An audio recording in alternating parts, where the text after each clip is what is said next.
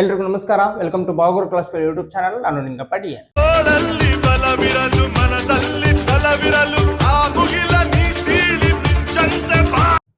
ತಮ್ನೇಲಲ್ಲಿ ನೀವು ನೋಡಿರುವ ಹಾಗೆ ಈ ಕ್ಲಾಸಲ್ಲಿ SSC GD 2025ಗೆ ಕೆಲವು ಇಂಪಾರ್ಟೆಂಟ್ ಕ್ವಶನ್ಸ್ಗಳನ್ನ ನೋಡೋಣ. ಈ ಕ್ವಶನ್ಸ್ಗಳು ತುಂಬಾ ಸರಿ ಕೇಳಿರೋ ಕ್ವಶನ್ಸ್ಗಳಾಗಿರ್ತವೆ ಮತ್ತು ಇದೇ ತರದ ಕ್ವಶನ್ಸ್ಗಳನ್ನ ತುಂಬಾ ಸರಿ ಕೇಳ್ತಿರ್ತಾರೆ. ಅದರ ಆಧಾರದ ಮೇಲೆ ಇವುಗಳನ್ನ ನಾನು ಇಂಪಾರ್ಟೆಂಟ್ ಕ್ವಶನ್ಸ್ ಅಂತ ಕರೆದಿದ್ದೀನಿ. ಇದು ಮೊದಲನೇ ಭಾಗ ಆಗಿರುತ್ತೆ. ಸೊ ಮೊದಲನೇ ಭಾಗದ ಮೊದಲನೇ ಪ್ರಶ್ನೆ ಹೀಗಿದೆ: ಪಟ್ಟಿರುವ ಅಕ್ಷರ ಸರಣಿಯಲ್ಲಿ ಮುಂದಿನ ಅಕ್ಷರವನ್ನು ಹುಡುಕಿ ಅಂತ ಕೇಳಿದ್ದಾರೆ. ಸೊ ಲೆಟರ್ ಸಿರೀಸ್ ಮೇಲಿನ ಕ್ವಶನ್ ಇದಾಗಿದೆ. ಲೆಟರ್ ಸಿರೀಸ್ ಅಥವಾ ನಂಬರ್ ಸಿರೀಸ್ ಇವೆರಡು ಚಾಪ್ಟರ್ ನಲ್ಲಿ ಒಂದಾದ್ರೂ ಕೇಳ್ತಾರೆ. ಕೆಲವೊಂದ್ಸರಿ ಎರಡು ಚಾಪ್ಟರ್ ಮೇಲೆ ಕ್ವಶನ್ಸ್ ಕೇಳ್ತಾರೆ. ಕೆಲವೊಂದ್ಸರಿ ಎರಡು ಚಾಪ್ಟರ್ ಗಳನ್ನ ಕಂಬೈನ್ ಮಾಡಿ ಅಂದ್ರೆ ಅವಕ್ಕ ಅಲ್ಫಾ ನ್ಯೂಮರಿಕ್ ಸಿರೀಸ್ ಅಂತ ನಾವು ಕರಿತೀವಿ. ಅಲ್ಫಾ ನ್ಯೂಮರಿಕ್ ಸಿರೀಸ್ ನಲ್ಲಿ ಅಲ್ಫಾಬೆಟ್ಸ್ ಗಳು ಇರ್ತಾವು, ನಂಬರ್ಸ್ ಗಳು ಇರ್ತಾವು. ಅಂತ ಸಿರೀಸ್ ಗಳನ್ನು ಕೂಡ ಕೇಳ್ತಿರ್ತಾರೆ. ಸೊ ಲೆಟರ್ ಸಿರೀಸ್ ಮೇಲಿನ ಕ್ವಶನ್ಸ್ ಗಳಿಗೆ ನಾವು ಆನ್ಸರ್ ಮಾಡ್ಬೇಕಂತಂದ್ರೆ ಇಂಗ್ಲಿಷ್ ಅಲ್ಫಾಬೆಟ್ ನಲ್ಲಿ ಯಾವ ಲೆಟರ್ ಯಾವ ಸ್ಥಾನದಲ್ಲಿ ಇದೆ ಅನ್ನೋದು ನಮ್ಗೆ ಗೊತ್ತಿರಬೇಕಾಗುತ್ತೆ. ಇಲ್ಲೇನ್ ಕೊಟ್ಟಿದ್ದಾರೆ? ಬಿ ಇದೆ, ಡಿ ಇದೆ, ಜಿ ಇದೆ, ಕೆ ಇದೆ, ಪಿ ಇದೆ. ನೆಕ್ಸ್ಟ್ ಬರೋ ಅಕ್ಷರ ಯಾವುದು ಅಂತ, ನೆಕ್ಸ್ಟ್ ಬರೋ ಲೆಟರ್ ಯಾವುದು ಅಂತ ಕೇಳಿದ್ದಾರೆ. ಸೊ ಬಿ ಅನ್ನೋದು ನಮ್ಗೆ ಇಂಗ್ಲಿಷ್ ಅಲ್ಫಾಬೆಟ್ ನಲ್ಲಿ ಎರಡನೇ ಅಕ್ಷರ, ಡಿ ಅನ್ನೋದು ನಾಲ್ಕನೇ ಅಕ್ಷರ, ಜಿ ಅನ್ನೋದು ಏಳನೇ ಅಕ್ಷರ, ಕೆ ಅನ್ನೋದು 11ನೇ ಅಕ್ಷರ, ಪಿ ಅನ್ನೋದು 16ನೇ ಅಕ್ಷರ. ಸೊ ಇವಾಗ ನೆಕ್ಸ್ಟ್ ಎಷ್ಟನೇ ಅಕ್ಷರ ಬರುತ್ತೆ ಅಂತ ನಾವು ಕಂಡುಹಿಡಿಬೇಕು. ಇಲ್ಲಿ 2 ಆದ್ಮೇಲೆ 4 ಬಂದಿದೆ ಅಂದ್ರೆ ಇವೆರಡರ ಡಿಫರೆನ್ಸ್ ಎಷ್ಟು? 2. ಇಲ್ಲಿ 4 ಆದ್ಮೇಲೆ ಇಲ್ಲಿ 7 ಬಂದಿದೆ ಅಂದ್ರೆ ಇವೆರಡರ ಡಿಫರೆನ್ಸ್ ಎಷ್ಟು? 3.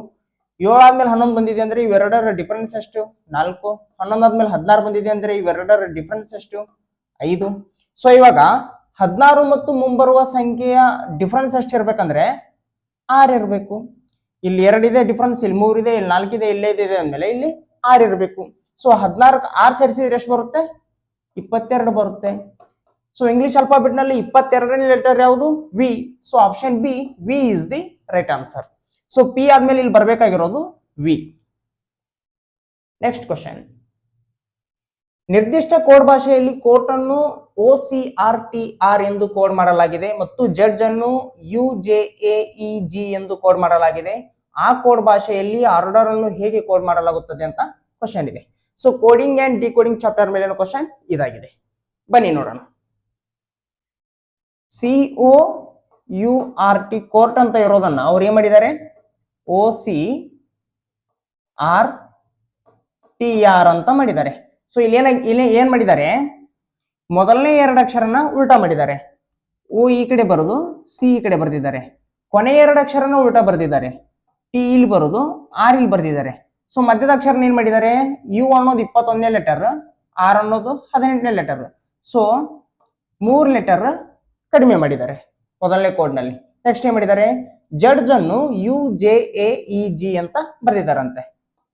JUDGE ಜಡ್ಜ್ ಅನ್ನು UJAEG ಅಂತ ಬರ್ದಿದ್ದಾರೆ. ಸೊ ಇಲ್ಲಿ ಕೂಡ ಏನ್ ಮಾಡಿದ್ದಾರೆ? ಮೊದಲನೇ ಲೆಟರ್ ಉಲ್ಟಾ ಬರ್ದಿದ್ದಾರೆ. ಇಲ್ಲಿ ಯು ಬರೋದು, ಇಲ್ಲಿ ಜೆ ಬರ್ದಿದ್ದಾರೆ. ಕೊನೆಯ 2 ಲೆಟರ್ ಕೂಡ ಉಲ್ಟಾ ಬರ್ದಿದ್ದಾರೆ. ಇಲ್ಲಿ ಇ ಬರೋದು, ಇಲ್ಲಿ ಜೆ ಬರ್ದಿದ್ದಾರೆ. ಸೊ ಮಧ್ಯದ ಲೆಟರ್ ಏನ್ ಮಾಡಿದ್ದಾರೆ? ಡಿ ಅನ್ನೋದು 4ನೇ ಲೆಟರ್, ಎ ಅನ್ನೋದು 1ನೇ ಲೆಟರ್. ಸೊ 3 ಲೆಟರ್ ಕಡಿಮೆ ಮಾಡಿದ್ದಾರೆ. ಇಲ್ಲಿ ಕೂಡ 3 ಲೆಟರ್ ಕಡಿಮೆ ಮಾಡಿದ್ದಾರೆ, ಇಲ್ಲಿ ಕೂಡ 3 ಲೆಟರ್ ಕಡಿಮೆ ಮಾಡಿದ್ದಾರೆ. ಸೊ ನಾವು ಆರ್ಡರ್ ಅನ್ನು ಕೂಡ ಇವಾಗ ನಾವು ಯಾವ ರೀತಿ ಕೋಡ್ ಮಾಡಬೇಕು? ಆರ್ಡರ್ ಅಂತ ಬರ್ಕೊಂತೀನಿ ಮೊದಲು. ನಾ ಇವಾಗ ಮೊದಲನೇ 2 ಲೆಟರ್ ಉಲ್ಟಾ ಬರಿಬೇಕು. ಆರ್ ಇಲ್ಲಿ ಬರಿಬೇಕು, ಓ ಇಲ್ಲಿ ಬರಿಬೇಕು. ಸೊ ಆರ್ ಇಲ್ಲಿ ಬರದೆ, ಓ ಇಲ್ಲಿ ಬರದೆ. ಕೊನೆಯ 2 ಲೆಟರ್ ಕೂಡ ಉಲ್ಟಾ ಬರಿಬೇಕು. ಆರ್ ಇಲ್ಲಿ ಬರಿಬೇಕು, ಇ ಇಲ್ಲಿ ಬರಿಬೇಕು. ಸೊ ಆರ್ ಇಲ್ಲಿ ಬರದೆ, ಇ ಇಲ್ಲಿ ಬರದೆ. ಡಿ ಅನ್ನೋದು ಇಂಗ್ಲಿಷ್ ಅಲ್ಫಾಬೆಟ್ ನಲ್ಲಿ 4ನೇ ಲೆಟರ್. ಇಲ್ಲಿ ಕೂಡ 3 ಲೆಟರ್ ಕಡಿಮೆ ಮಾಡಿದ್ದಾರೆ, ಇಲ್ಲಿ ಕೂಡ 3 ಲೆಟರ್ ಕಡಿಮೆ ಮಾಡಿದ್ದಾರೆ. ಸೊ ಅವಾಗ ಅದಕ್ಕೆ ನಾನು ಏನ್ ಮಾಡ್ಬೇಕು? ಇವಾಗ ಇಲ್ಲಿ ಕೂಡ 3 ಲೆಟರ್ ಕಡಿಮೆ ಮಾಡ್ಬೇಕು. 4 ಲೆಟರ್ ಅಲ್ಲಿ 3 ಲೆಟರ್ ಕಡಿಮೆ ಮಾಡಿದ್ರೆ ಮೊದಲನೇ ಲೆಟರ್ ಬರುತ್ತೆ. ಇಂಗ್ಲಿಷ್ ಅಲ್ಫಾಬೆಟ್ ನಲ್ಲಿ ಮೊದಲನೇ ಲೆಟರ್ ಎ. ಸೊ ನಮ್ಮ ಆರ್ಡರ್ ಎಂಬ ಶಬ್ದಕ್ಕೆ ಕೋಡ್ ಏನಾಯ್ತು? ROARE ಆಯ್ತು. ARE. Option A is the right answer. Simple ಇದೆ. ನೆಕ್ಸ್ಟ್ ಕ್ವಶನ್: ಒಬ್ಬ ಹುಡುಗ 15 ಮೀಟರ್ ಉತ್ತರಕ್ಕೆ ನಡೆಯುತ್ತಾನೆ, ಬಲಕ್ಕೆ ತಿರುಗುತ್ತಾನೆ, ಇನ್ನೊಂದು 20 ಮೀಟರ್ ನಡೆಯುತ್ತಾನೆ. ಅವನು ಮತ್ತೆ ಬಲಕ್ಕೆ ತಿರುಗಿ 15 ಮೀಟರ್ ನಡೆಯುತ್ತಾನೆ. ಅಂತಿಮವಾಗಿ ಅವನು ತನ್ನ ಎಡಕ್ಕೆ ತಿರುಗುತ್ತಾನೆ ಮತ್ತು 20 ಮೀಟರ್ ನಡೆಯುತ್ತಾನೆ. ಅವನು ತನ್ನ ಮೂಲ ಸ್ಥಳದಿಂದ ಎಷ್ಟು ದೂರದಲ್ಲಿದ್ದಾನೆ ಅಂತ ಕ್ವಶನ್ ಇದೆ. ಸೊ ಡೈರೆಕ್ಷನ್ ಚಾಪ್ಟರ್ ಮೇಲಿನ ಕ್ವಶನ್ ಇದಾಗಿದೆ. ದಿಕ್ಕುಗಳ ಮೇಲಿನ ಚಾಪ್ಟರ್ ಮೇಲಿನ ಕ್ವಶನ್ಸ್ ನಾವು ಆನ್ಸರ್ ಮಾಡ್ಬೇಕಂತಂದ್ರೆ ದಿಕ್ಕುಗಳು ನಮಗೆ ಗೊತ್ತಿರಬೇಕಾಗುತ್ತೆ. ಸೊ ಅದಕ್ಕೆ ಇಲ್ಲಿ ಬರ್ಕೊಳ್ತೀನಿ ನಾನು. ಉತ್ತರ, ಈಶಾನ್ಯ, ಪೂರ್ವ, ಆಗ್ನೇಯ, ದಕ್ಷಿಣ, ನೈಋತ್ಯ, ಪಶ್ಚಿಮ, ವಾಯುವ್ಯ. ಸೊ ಇವಾಗ ಏನ್ ಮಾಡ್ತಾನ ಒಬ್ಬ ಹುಡುಗ 15 ಮೀಟರ್ ಉತ್ತರಕ್ಕೆ ಹೋಗ್ತಾನಂತ. ಉತ್ತರ ಯಾವ ಕಡೆ? ಮೇಲ್ಗಡೆ.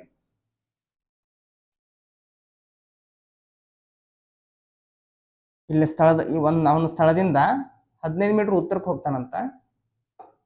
ನೆಕ್ಸ್ಟ್ ಬಲಕ್ಕೆ ತಿರುಗುತ್ತಾನೆ ಅಂತೆ. ಸೊ ಅವನ ಬಲ ಯಾವ ಕಡೆ? ಈ ಕಡೆ. ನಮ್ಮ ಬಲನೇ ಅವನ ಬಲ ಆಗಿರುತ್ತೆ ಉತ್ತರಕ್ಕೆ ಹೋಗ್ತಿರುವಾಗ.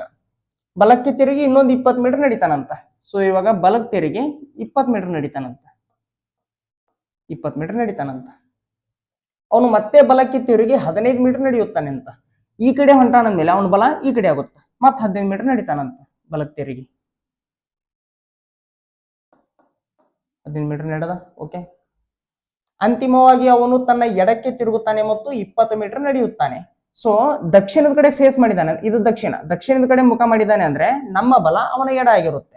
ಸೊ ಅಂತಿಮವಾಗಿ ಅವನಿಗ ಎಡಕ್ಕೆ ತಿರುಗುತ್ತಾನೆ ಮತ್ತು 20 ಮೀಟರ್ ನಡೀತಾನಂತ. ಸೊ ನಮ್ಮ ಬಲ ಅವನ ಎಡ ಆಗಿರುತ್ತೆ. ಎಡಕ್ಕೆ ತಿರುಗಿ 20 ಮೀಟರ್ ನಡೀತಾನಂತ. ಅಂತಿಮವಾಗಿ 20 ಮೀಟರ್ ನಡೆದ. ಓಕೆ. ಕ್ವಶನ್ ಏನಿದೆ?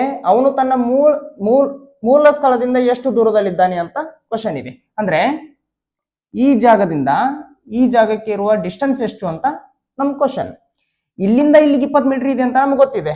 ಸೊ ಇವಾಗ ನಮ್ಗೆ ಬೇಕಾಗಿರೋದೇನು? ಇಲ್ಲಿಂದ ಇಲ್ಲಿಗೆ ಎಷ್ಟು ದೂರ ಇದೆ ಅಂತ ಬೇಕು. ಇಲ್ಲಿಂದ ಇಲ್ಲಿಗೆ 20 ಮೀಟರ್ ಇದೆ, ಮೇಲ್ಗಡೆ ಇದೆಯಲ್ಲ. ಸೊ ಇಲ್ಲಿಂದ ಇಲ್ಲಿಗೆ 20 ಮೀಟರ್ ಇದೆ. ಇವಾಗ ಇಲ್ಲಿಂದ ಇಲ್ಲಿಗೆ ಮತ್ತು ಇಲ್ಲಿಂದ ಇಲ್ಲಿಗೆ ಎಷ್ಟಾಯ್ತು? 20 + 20 40 ಮೀಟರ್ ಆಯ್ತು. ಸೊ ಮೂಲ ಸ್ಥಳದಿಂದ ಅವನು 40 ಮೀಟರ್ ದೂರದಲ್ಲಿದ್ದಾನೆ. Option A 40 meter is the right answer. ಕೆಲವೊಂದ್ಸರಿ ಏನ್ ಕೇಳ್ತಾರ, ಎಷ್ಟು ದೂರದಲ್ಲಿದ್ದಾನೆ ಮತ್ತು ಯಾವ ದಿಕ್ಕಿಗೆ ಮುಖ ಮಾಡಿದ್ದಾನೆ ಅಂತ ಎರಡು ಕಂಬೈನ್ ಮಾಡಿ ಕ್ವಶನ್ ಕೇಳ್ತಾರ. ಸೊ ಇವಾಗ 40 ಮೀಟರ್ ದೂರದಲ್ಲಿದ್ದಾನೆ, ಯಾವ ದಿಕ್ಕಿಗೆ ಅಂತ ಕೇಳಿದ್ರ ಇದು ಯಾವ ದಿಕ್ಕು? ಪೂರ್ವ ದಿಕ್ಕು. ಪೂರ್ವ ದಿಕ್ಕಿಗೆ ಮುಖ ಮಾಡಿ ಅದಾನ. Next question. 6 ವ್ಯಕ್ತಿಗಳು ವೃತ್ತಾಕಾರದ ಮೇಜಿನ ಸುತ್ತಲೂ ಕೇಂದ್ರಕ್ಕೆ ಎದುರಾಗಿ ಕುಳಿತಿದ್ದಾರೆ. ಪಿ ಕ್ಯೂನ ಎಡಕ್ಕೆ 2ನೇ ಸ್ಥಾನದಲ್ಲಿದೆ. ಎಸ್ ತಕ್ಷಣವೇ ಕ್ಯೂ ಮತ್ತು ಯು ಎರಡಕ್ಕೂ ಪಕ್ಕದಲ್ಲಿದೆ. ಟಿ ಆರ್ ನ ಎಡಕ್ಕೆ ಎರಡನೇ ಕುಳಿತುಕೊಳ್ಳುತ್ತದೆ. ಪಿ ಮತ್ತು ಯು ಎರಡಕ್ಕೂ ತಕ್ಷಣವೇ ಪಕ್ಕದಲ್ಲಿ ಯಾರು ಕುಳಿತಿದ್ದಾರೆ ಅಂತ ಕ್ವಶನ್ ಇದೆ. ಓಕೆ. ಸಿಟ್ಟಿಂಗ್ ಅರೇಂಜ್ಮೆಂಟ್ ಮೇಲಿನ ಕ್ವಶನ್ ಇದು. ವೃತ್ತಾಕಾರದ ಒಂದು ಮೇಜ್ ಇದೆ ಅಂತ 6 ಜನ ಮೇಜಿನ ಸುತ್ತಲೂ ಕುಳಿತಿದ್ದಾರಂತ ಮತ್ತು ಕೇಂದ್ರಕ್ಕೆ ಎದುರಾಗಿ ಕುಳಿತಿದ್ದಾರೆ. ಈ ಸೆಂಟೆನ್ಸ್ ತುಂಬಾ ಇಂಪಾರ್ಟೆಂಟ್. ನಮಗೆ ಎಡ ಬಲ ಗೊತ್ತಾಗ್ಬೇಕಂದ್ರೆ ಕೇಂದ್ರಕ್ಕೆ ಮುಖ ಮಾಡಿ ಕುಳಿತಿದ್ದಾರೆ. ಓಕೆ. 6 ಜನರನ್ನು ಕುಂದಿರಿಸ್ಬಿಡೋಣ ನಾವು ಮೊದಲ. ಈಗ ಕೇಂದ್ರಕ್ಕೆ ಮುಖ ಮಾಡಿ ಕುಳಿತಿದ್ದಾರೆ. ಓಕೆ. ಇವಾಗ ನೋಡೋಣ. ಪಿ ಕ್ಯೂನ ಎಡಕ್ಕೆ 2ನೇ ಸ್ಥಾನದಲ್ಲಿದೆ ಅಂತ. ಅಂದ್ರ ಕ್ಯೂ ಇಲ್ಲಿ ಕುಳಿತಿದ್ದಾನಂದ್ರ ಇವನ್ ಎಡ ಯಾವ ಕಡೆ ಆಗುತ್ತೆ? ಈ ಕಡೆ ಆಗುತ್ತೆ. ಇವನು ಎಡಕ್ಕ ಪಿ 2ನೇ ಸ್ಥಾನದಲ್ಲಿ ಅದಾನ. 1ನೇ ಸ್ಥಾನ ಇದು, 2ನೇ ಸ್ಥಾನ ಇದು. ಓಕೆ. ಎಸ್ ತಕ್ಷಣವೇ ಕ್ಯೂ ಮತ್ತು ಯು ಎರಡಕ್ಕೂ ಪಕ್ಕದಲ್ಲಿದೆ ಅಂತ. ಸೊ ಎಸ್ ಕ್ಯೂ ಮತ್ತು ಯು ನ ಮಧ್ಯೆ ಇದೆ ಅಂತ ಅದರ ಅರ್ಥ. ಸೊ ಎಸ್ ಅಂತೂ ಇಲ್ಲಿ ಬರಲ್ಲ, ಬಿಕಾಸ್ ಎಸ್ ಇಲ್ಲಿ ಬಂದ್ರ ಕ್ಯೂ ಇಲ್ಲಿ ಬಂದ್ ಕರೆ, ಬಟ್ ಯು ಇಲ್ಲಿ ಬರ್ಬೇಕಾಗುತ್ತ. ಬಟ್ ಇಲ್ಲಿ ಆಲ್ರೆಡಿ ಪಿ ಇದೆ. ಸೊ ನಮಗೆ ಎಸ್ ಎಲ್ಲಿ ಬರ್ಬೇಕು? ಎಸ್ ಇಲ್ಲೇ ಬರ್ಬೇಕು. ಸಾರಿ, ಎಸ್ ಅಲ್ಲೆಲ್ಲ, ನಮಗೆ ಎಸ್ ಇಲ್ಲೇ ಬರ್ಬೇಕು. ಎಸ್ ಇಲ್ಲಿ ಬಂದ್ರೆ ಮಾತ್ರ ಕ್ಯೂ ಮತ್ತು ಯು ನ ಮಧ್ಯದಲ್ಲಿ ಬಂದಂಗ ಆಗುತ್ತೆ. ಸೊ ಎಸ್ ತಕ್ಷಣವೇ ಕ್ಯೂ ಮತ್ತು ಯು ಎರಡಕ್ಕೂ ಪಕ್ಕದಲ್ಲಿದೆ. ಅಂದ್ರೆ ಕ್ಯೂ ಮತ್ತು ಯು ನ ಮಧ್ಯ ಎಸ್ ಇದೆ ಅಂತ ಅದರ ಅರ್ಥ. ಓಕೆ. ಟಿ ಆರ್ ನ ಎಡಕ್ಕೆ ಎರಡನೇ ಸ್ಥಾನದಲ್ಲಿ ಕುಳಿತುಕೊಳ್ಳುತ್ತದೆ ಅಂತ. ಸೊ ಇಲ್ಲಿ 2ನೇ ಸ್ಥಾನ ಹೋದಾವ. ಈಗ ಇಲ್ಲಿ ಒಂದ್ ವೇಳೆ ಟಿ ಬರೆದ್ರ ಇಲ್ಲಿ ಆರ್ ಬರಿಬೇಕು. ಇವಾಗ ನೋಡೋಣ. ಆರ್ ನ ಎಡಕ್ಕೆ 2ನೇ ಸ್ಥಾನದಲ್ಲಿ ಟಿ ಇದಾನ, ಎಸ್ ಇದಾನ. ಆರ್ ಈ ಕಡೆ ಕುಳಿತಿದ್ದಾನ ಅಂದ್ರ ಅವನ್ ಎಡ ಈ ಕಡೆ ಆಗುತ್ತೆ. ಎಡಕ್ಕೆ 1ನೇ ಸ್ಥಾನದಲ್ಲಿ ಪಿ ಅದಾನ, 2ನೇ ಸ್ಥಾನದಲ್ಲಿ ಟಿ ಅದಾನ.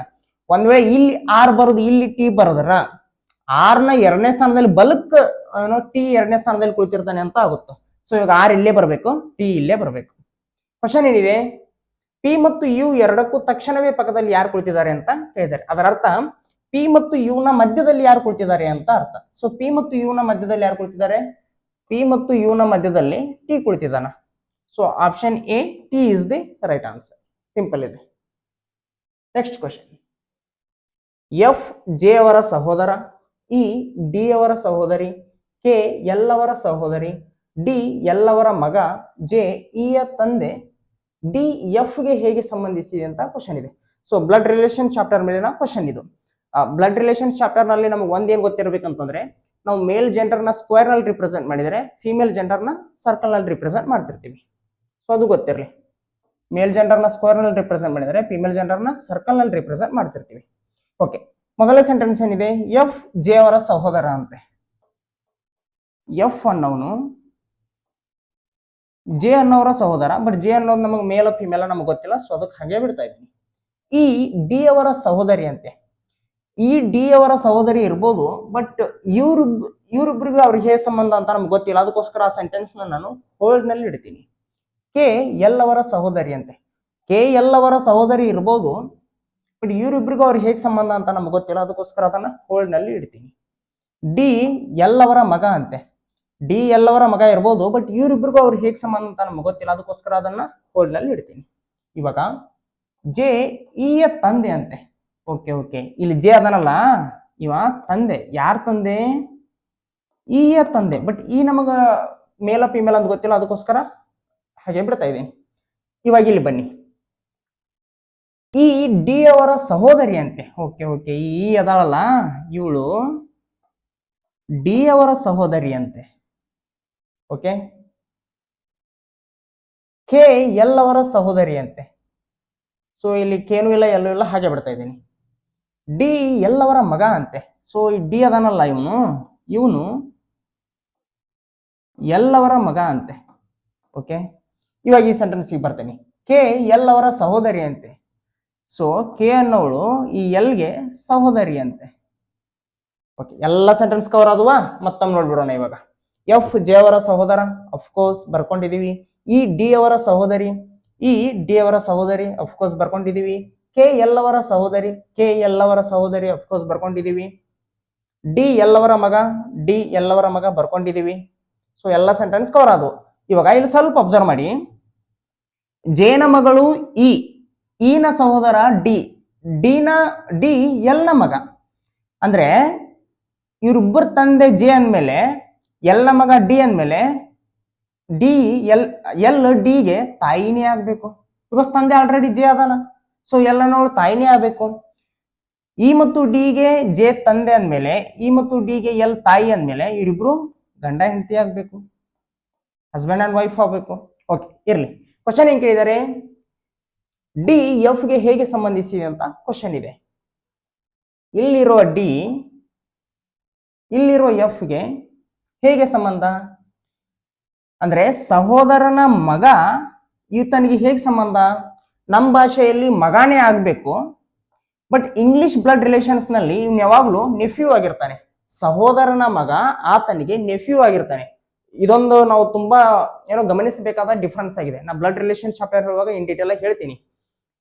ಸಹೋದರನ ಮಗನಿಗೆ ಇಂಗ್ಲಿಷ್ ನಲ್ಲಿ ನೆಫ್ಯೂ ಅಂತ ಕರಿತೀವಿ. ಆ ನೆಫ್ಯೂನ ಕನ್ನಡಕ್ಕೆ ಟ್ರಾನ್ಸ್ಲೇಟ್ ಮಾಡಿದ್ರೆ ಸೋದರಳಿಯ ಅಂತ ಆಗುತ್ತೆ. ಸೊ ಆಪ್ಷನ್ ಎ ಸೋದರಳಿಯ is the right answer. Next question, 4 ಸಂಖ್ಯೆಗಳ ಸರಾಸರಿ 52. ಮೊದಲ 2 ಸಂಖ್ಯೆಗಳ ಸರಾಸರಿಯು ಇತರ 2 ಸಂಖ್ಯೆಗಳ ಸರಾಸರಿಯ 3 ಪಟ್ಟಿದೆ ಅಂತೆ. ಸೊ ಮೊದಲ 2 ಸಂಖ್ಯೆಗಳ ಮೊತ್ತ ಎಷ್ಟು ಅಂತ ಹೇಳಿದ್ದಾರೆ. ಸೊ ಆವರೇಜ್ ಚಾಪ್ಟರ್ ಮೇಲಿನ ಕ್ವಶನ್ ಇದಾಗಿದೆ. ಇಲ್ಲೇನಾಗಿದೆ, 4 ಸಂಖ್ಯೆಗಳದಾವು. ಆ 4 ಸಂಖ್ಯೆಗಳ ಸರಾಸರಿ ಎಷ್ಟಾಗಿದೆ? 52 ಇದೆ. ಮೊದಲ 2 ಸಂಖ್ಯೆಗಳ ಸರಾಸರಿ ಏನಿದೆಯಲ್ಲ ಅದು ಇತರ 2 ಸಂಖ್ಯೆಗಳ ಸರಾಸರಿಗಿಂತ 3 ಪಟ್ಟಿದೆ ಅಂತ. ಮೊದಲ 2 ಸಂಖ್ಯೆಗಳ ಸರಾಸರಿಯು ಇತರ 2 ಸಂಖ್ಯೆಗಳ ಸರಾಸರಿಗಿಂತ 3 ಪಟ್ಟಿದೆ ಅಂತ. ಮೊದಲ 2 ಸಂಖ್ಯೆಗಳ ಮೊತ್ತ ಎಷ್ಟು ಅಂತ ಕ್ವಶನ್ ಇದೆ. ಸಿಂಪಲ್ ಇದೆ.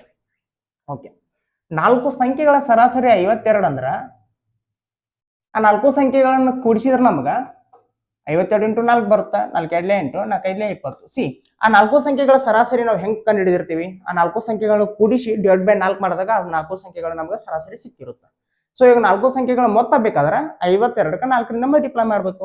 52 ಇಂಟು 4 ಮಾಡಿದ್ರೆ 208 ಬಂತು. ಆ 4 ಸಂಖ್ಯೆಗಳ ಮೊತ್ತ ಎಷ್ಟು? 208.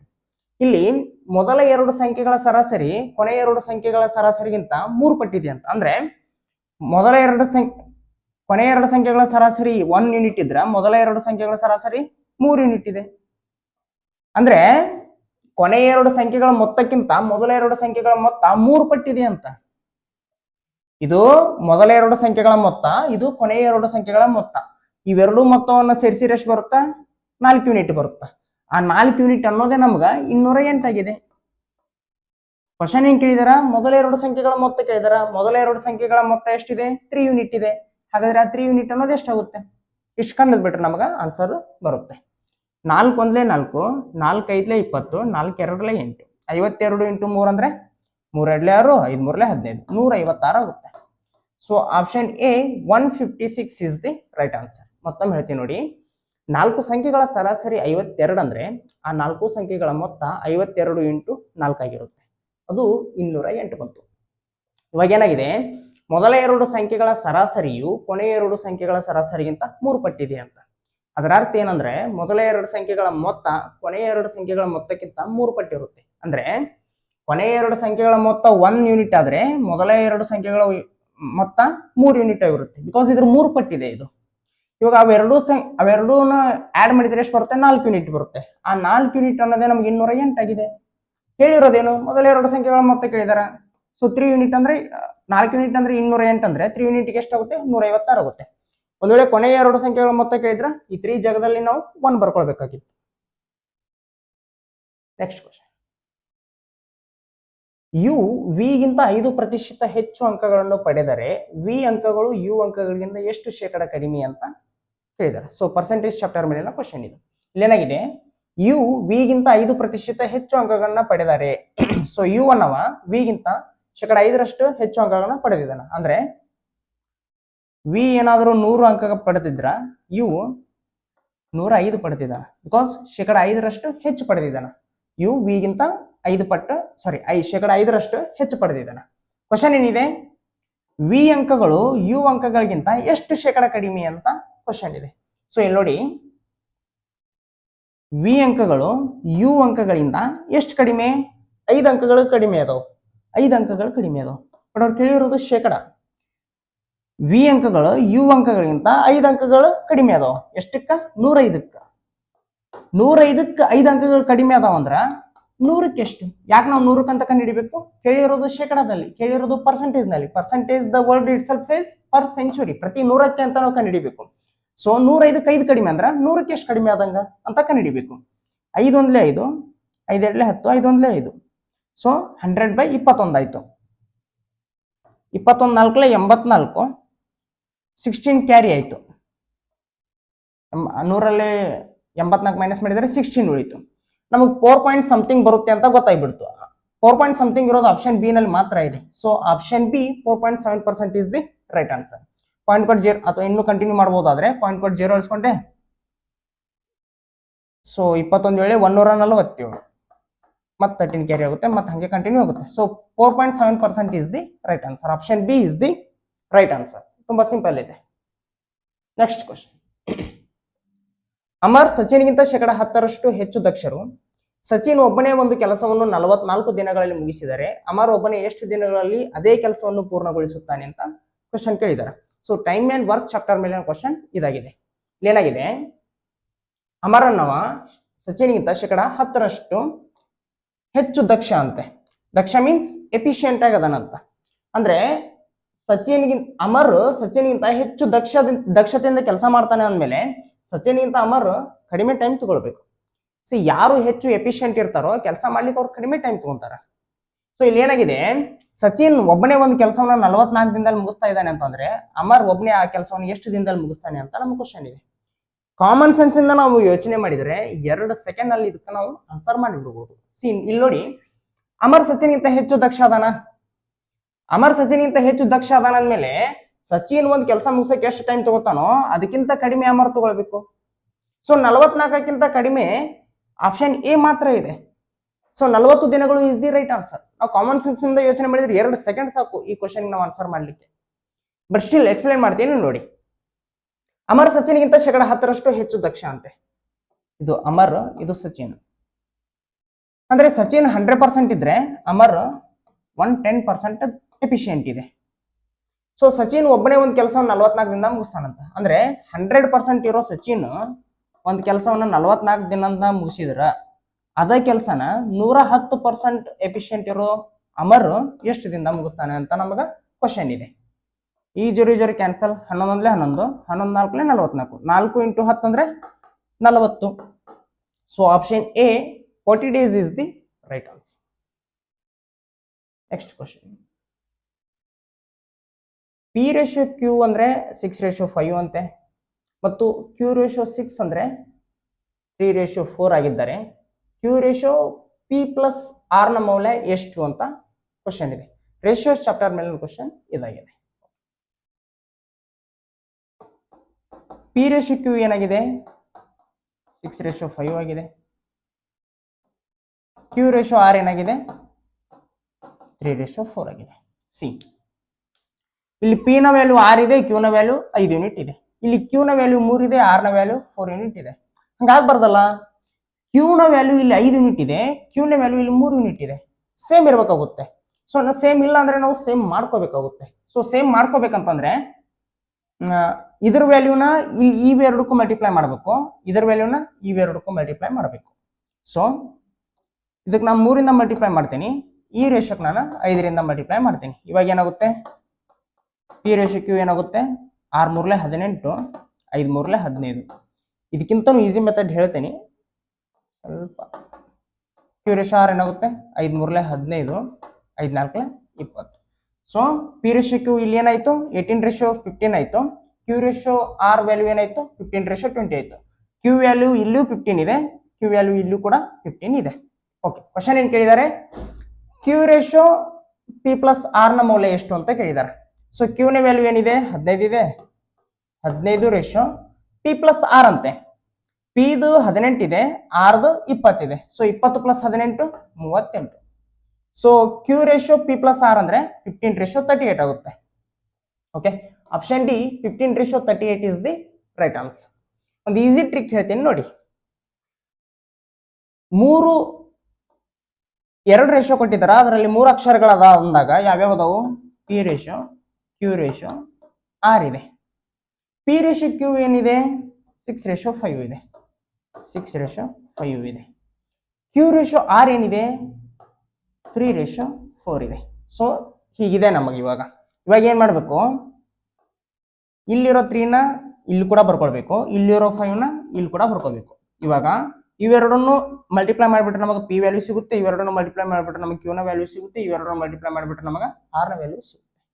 6 3 18, 5 3 15, 5 4 20. ಸಿಂಪಲ್. ಇಷ್ಟೆಲ್ಲ ಮಾಡೋ ಬದಲಾಗಿ ಇಷ್ಟು ಮಾಡಿಬಿಟ್ರೆ ನಮಗೆ ಗೊತ್ತಾಗ್ಬಿಡುತ್ತೆ. ಸೊ ಈಗೇನ್ ಕೇಳಿದಾರ, Q ratio P plus R ನ ವ್ಯಾಲ್ಯೂ ಏನಂತ ಕೇಳಿದಾರ. ಕ್ಯೂದ 15 ಇದೆ, ರೇಷಿಯೋ 18 + 20 ಅಂದ್ರೆ 38. So 15:38. Option D 15:38 is the right answer. Next question, 15 centimetre ಎತ್ತರ ಮತ್ತು 22 ಸೆಂಟಿಮೀಟರ್ ಆಧಾರವನ್ನಾಗಿ ಹೊಂದಿರುವ ಲಂಬಕೋನ ತ್ರಿಭುಜದ ವಿಸ್ತೀರ್ಣವನ್ನು ಕಂಡುಹಿಡಿಯಿರಿ ಅಂತ ಕೇಳಿದಾರ. ಸೊ ಏರಿಯಾ ಕೇಳಿದಾರ. ಸಿಂಪಲ್ ಇದೆ, ನಮಗೆ ಲಂಬಕೋನನೇ ಆಗ್ಬೇಕಂತಿಲ್ಲ. ನಮಗೆ ಬೇಸ್ ಮತ್ತು ಹೈಟ್ ಕೊಟ್ಟಾಗ ಅದು ಯಾವ್ದಾದ್ರು ತ್ರಿಭುಜ ಇರಲಿ, ನಾವು with formula half into base into height ಮಾಡಿಬಿಟ್ರೆ ನಮಗೆ ಆನ್ಸರ್ ಬಂದ್ಬಿಡುತ್ತೆ. ಸಿಂಪಲ್ ಇದೆ, ತುಂಬಾ ಸಿಂಪಲ್ ಇದೆ ಇದು. Half into base into height ಮಾಡಿಬಿಟ್ರೆ ನಮಗೆ ಆನ್ಸರ್ ಬಂದ್ಬಿಡುತ್ತೆ. ಬೇಸ್ ನ ವ್ಯಾಲ್ಯೂ ಎಷ್ಟಿದೆ, 22 ಸೆಂಟಿಮೀಟರ್ ಇದೆ. ಹೈಟ್ ಎಷ್ಟಿದೆ, 15 ಸೆಂಟಿಮೀಟರ್ ಇದೆ. 2 1 2, 2 11 22. 15 ಇಂಟು 11 ಅಂದ್ರೆ 15 150. ನೆಕ್ಸ್ಟ್ 15 1 15, 150 + 15 ಅಂದ್ರೆ 165. So 165 centimetre square is the right answer. So option C 165 centimetre square is the right answer. So ಇದಿಷ್ಟು SSC GD 2025 ಎಕ್ಸಾಮ್ಗೆ ಬೇಕಾದ ಕೆಲವು ಇಂಪಾರ್ಟೆಂಟ್ ಕ್ವಶನ್ಸ್ಗಳಾಗಿದ್ದು, ಕೆಲವು ಇಂಪಾರ್ಟೆಂಟ್ ಕ್ವಶನ್ಸ್ನ ಮೊದಲನೇ ಭಾಗ ಆಗಿತ್ತು. ಮತ್ತೆ ಮುಂದಿನ ಭಾಗದಲ್ಲಿ ಸಿಗೋಣ. ಕ್ಲಾಸ್ ಇಷ್ಟ ಆದರೆ ಲೈಕ್ ಮಾಡಿ, ಶೇರ್ ಮಾಡಿ, ಕಮೆಂಟ್ ಮಾಡಿ. ಇದೇ ರೀತಿ ನೇರ ದಿಟ್ಟ ನಿರಂತರ ಕ್ಲಾಸ್ಗಳಿಗಾಗಿ ಚಾನಲ್ಗೆ ಸಬ್ಸ್ಕ್ರೈಬ್ ಆಗಿ.